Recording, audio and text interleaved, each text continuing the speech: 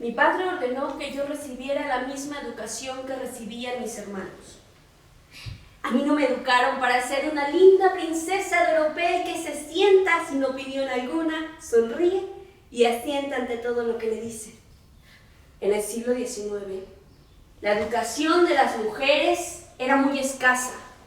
Se concentraban más en que aprendiéramos el catecismo, la costura o la cocina. Teníamos el deber de ser los pilares del hogar. Nos convertíamos en atlas que debían cargar sobre sus hombros el peso de la casa y la familia. La Iglesia ordenaba de nosotras que debíamos desempeñar el sagrado papel de madres y de esposas. Hasta cierto punto corrí con suerte, porque mi padre no permitió que yo me limitara a esas circunstancias. Aprendí a leer a los 2 años y medio de edad y desde entonces ya platicaba con gran soltura, incluso con los adultos. Al igual que Leopoldo y el gordo Felipe, todas las noches dormía en colchón de crin. Y me levantaba para tomar un vaso de aceite de hígado de bacalao. Bueno, pero al menos siempre gocé de buena salud. Practicaba la equitación y me encantaba entrar al mar y sumergirme en sus aguas para nadar tempranito por las mañanas. Al igual que los 2 varones en casa, tomaba clases de matemáticas, teología, literatura, ciencias, filosofía, política e historia. Y al igual que muchas otras niñas en otras casas, tenía que tomar clases de música, de pintura y de costura.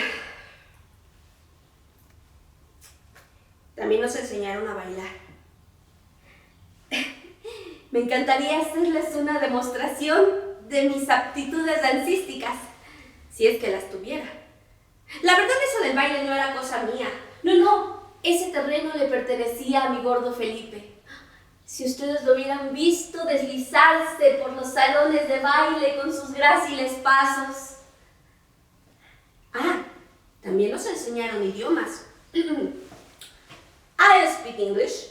That was necessary because Queen Victoria from England was my cousin. Und ich spreche gut Deutsch.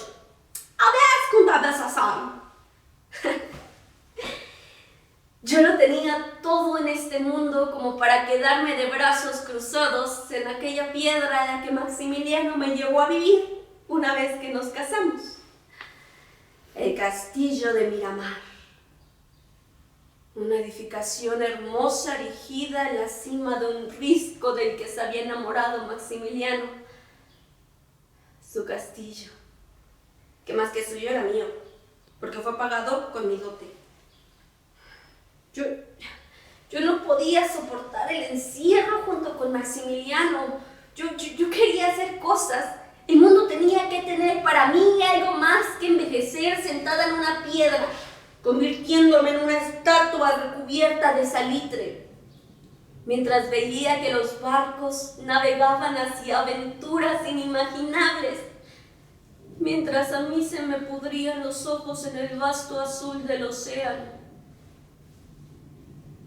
Lamentablemente, sin el apoyo de Maximiliano no había mucho que pudiera hacer yo, porque el mundo en aquel entonces nos tenía constreñidas, nos aplastaba bajo el peso de sus botas, nos tenía inmovilizadas, enredadas en metros y metros de tela, de fondos, crinolinas, encajes, enaguas, faldas, vestidos que nos constreñían hasta el punto de la inmovilidad y de no poder respirar.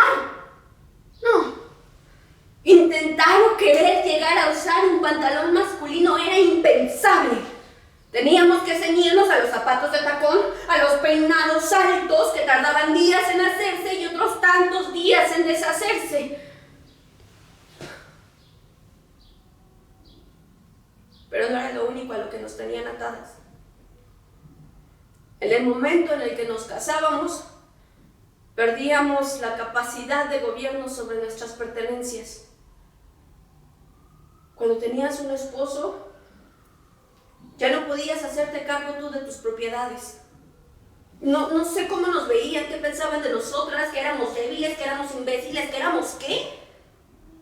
Que siempre necesitábamos de la tutela de alguien superior, regularmente representado por la figura de un padre, de un hermano o de un esposo.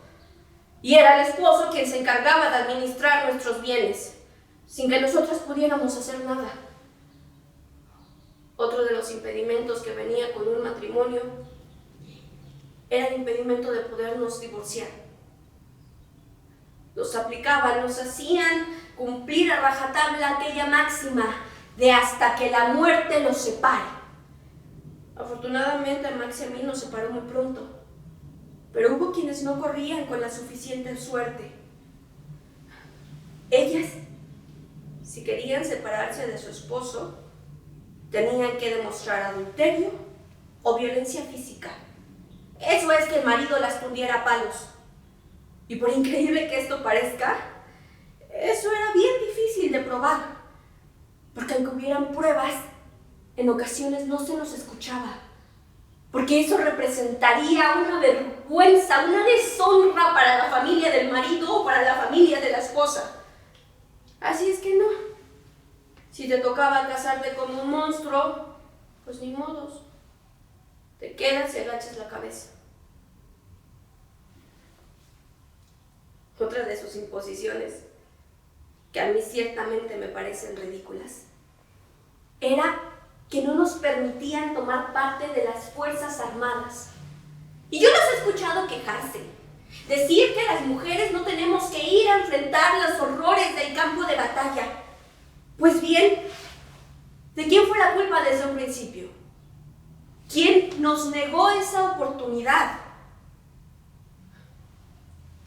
La única manera, si alguien quería participar en una guerra, era como enfermeras, cocineras, vivanderas, como soldaderas siguiendo atrás al esposo cargando con 3 hijos en la espalda. Si a mí me hubieran dado la oportunidad, Max, estoy bien segura que si me hubieran dado el mando de un ejército, lo habría hecho muchísimo mejor que ese tal Bazán. Yo misma, con estas manos y esta voz, había dirigido 20,000 hombres para apaciguar México. Y estoy segura de que lo hubiera logrado. Pero no me dejaron. No.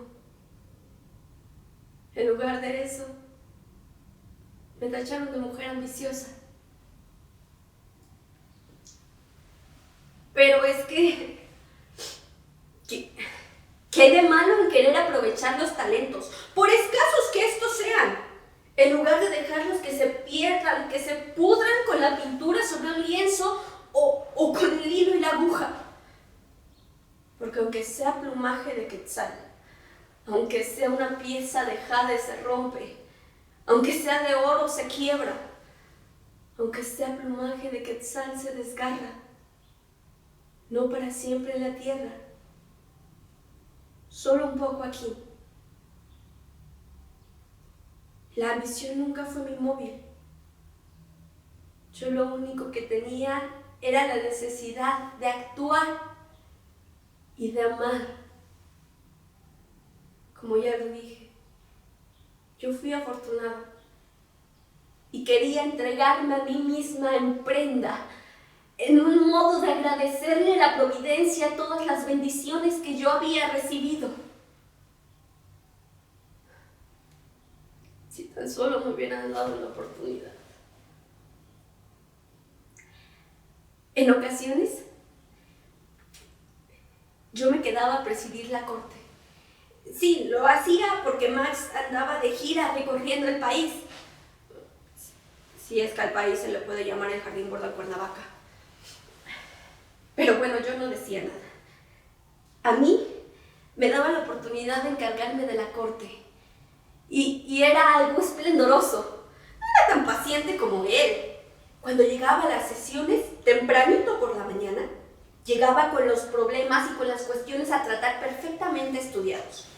Llevaba un plan de la A a la Z, todos listos para entrar en acción y resolver los problemas que se nos habían planteado. Yo amaba estar en movimiento. Mi lugar favorito en el mundo era la corte, porque en ese lugar yo podía ser útil haciendo algo. No me quedaba sentada únicamente viendo la vida discurrir. No, yo amaba estar en movimiento. Imposible no era una palabra que se encontrara en mi vocabulario.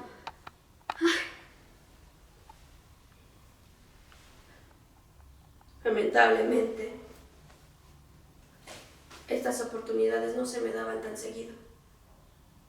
Yo, como la esposa del mandatario, tenía que resumirme a actuar en el campo de la educación, cosa que hice con mucho gusto.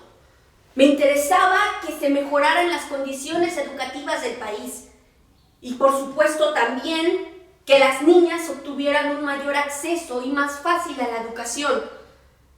El otro campo en el que me tenía que desempeñar era la caridad, y paren de contar. Entonces, los conservadores le reclamaron a Maximiliano esto. Es que él era el emperador. Él tenía que asumir las responsabilidades del gobierno. Le pidieron que me relevara. Era algo antinatural que una mujer se encontrara liderando el gobierno.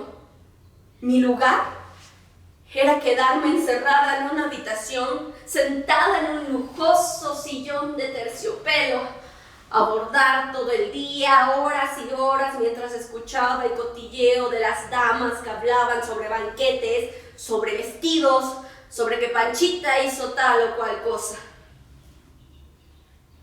A nadie le importó cuán preparada estuviera yo. Toda la educación que me había brindado mi padre, ese trato igualitario que me dio con mis hermanos, sirvieron para nada. Porque en mí, lo único que el mundo veía era que usaba faldas. Y Maximiliano era el emperador.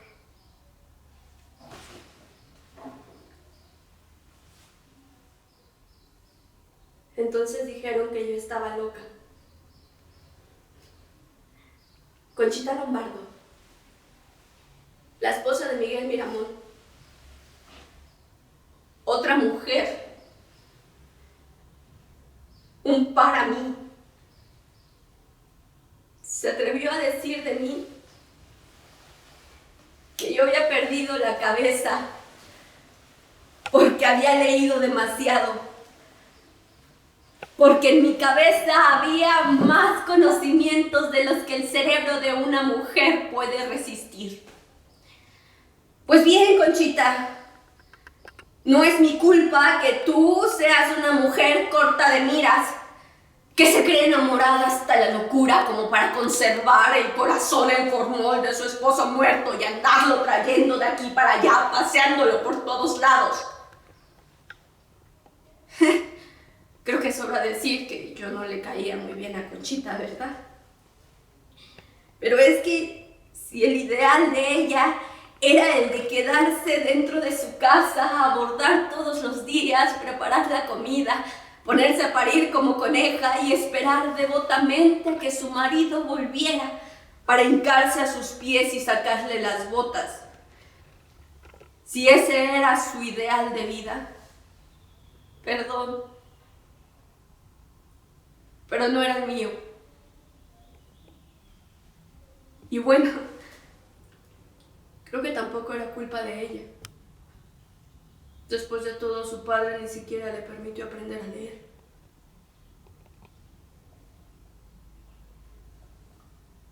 Me volvieron loca.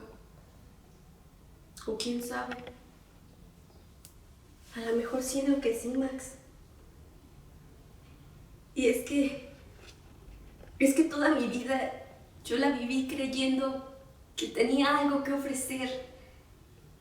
Yo creí que podía ayudar, que podía hacer cosas útiles para beneficiar a los demás. Pero no me dejaron. Me enredaron en los metros y metros de tela que constituían mis vestidos.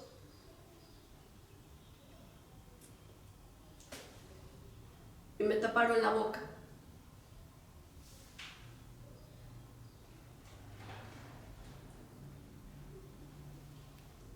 Quería ser la reina del universo. Yo quería gobernar México.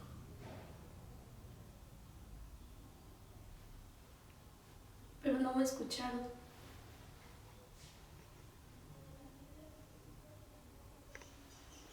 El mundo en el que yo nací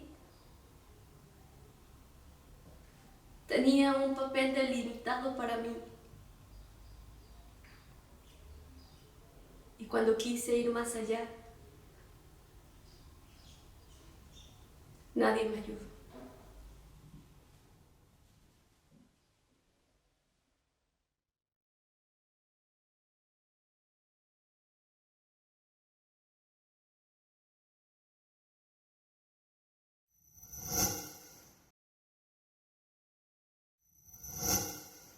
Gobierno de México.